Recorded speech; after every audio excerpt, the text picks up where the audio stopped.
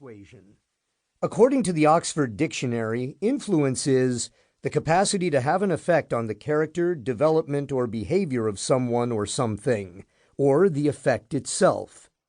Persuasion is to cause someone to do something through reasoning or argument.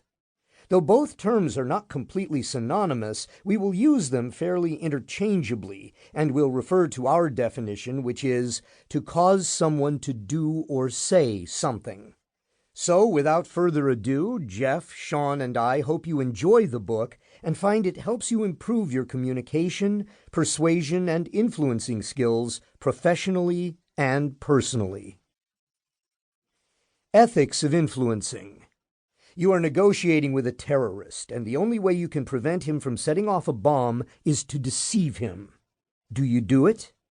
Hopefully you are not faced with this situation.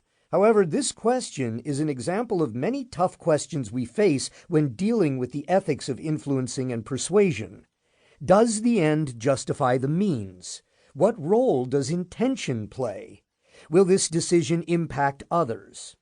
These are a few of the many fair questions we need to ask when we are working through the ethics of persuasion.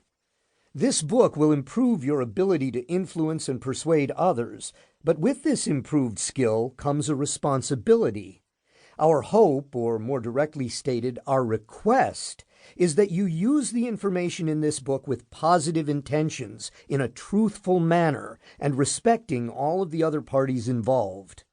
A fine line exists between white hat and black hat uses for these tools, but we trust you will decide where that line belongs. This is a dynamic decision, one that you should think about while reading this book, as opportunities arise, and continuously address as needed. We cannot tell you where to draw an ethical line, but your being aware and thoughtful of this aspect will increase the likelihood the knowledge, tools, and tactics in this book are used the right way. The tenets of ethical principles. The 5 tenets of the ethical principles of psychology is a simple method you could use to determine the ethical use of the concepts covered in this book. 1. Beneficence. Approach influence and persuasion with the intent to benefit others and do no harm. To do this, you must be alert to the wants and needs of others and balance these against your own motives and self-interest. 2. Responsibility. Your obligation to be loyal and faithful and do what you say. You must hold your end of any agreement and accept your own responsibility for the outcomes. 3. Integrity. Your dedication to use accuracy, honesty, and truthfulness in your pitches and arguments. You should not lie, use fraud, or deceive to elicit self-serving interests, and you should strive to correct any misconceptions that lead to mistrust. 4. Justice. The sense of fairness behind your outcome or intended outcome. In your attempts to influence and persuade, you should be looking for the win-win, where everyone benefits and there is no loser. 5. Respect. People have the right to privacy, confidentiality, and to their own self-determination. This means not taking advantage of people and allowing them to come to their decision without being manipulative or forceful. The influence and persuasion process.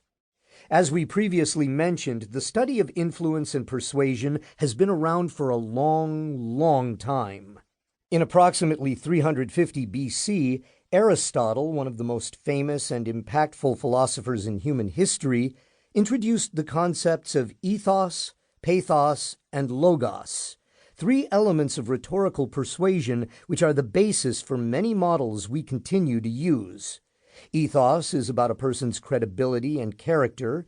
Pathos is about appealing to the audience's emotion. Logos is about using logic and reason.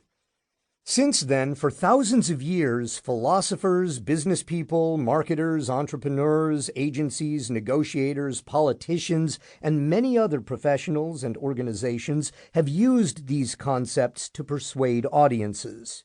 Today, one can find the triangle, shown in Figure 1.1, in many offices, textbooks, and websites.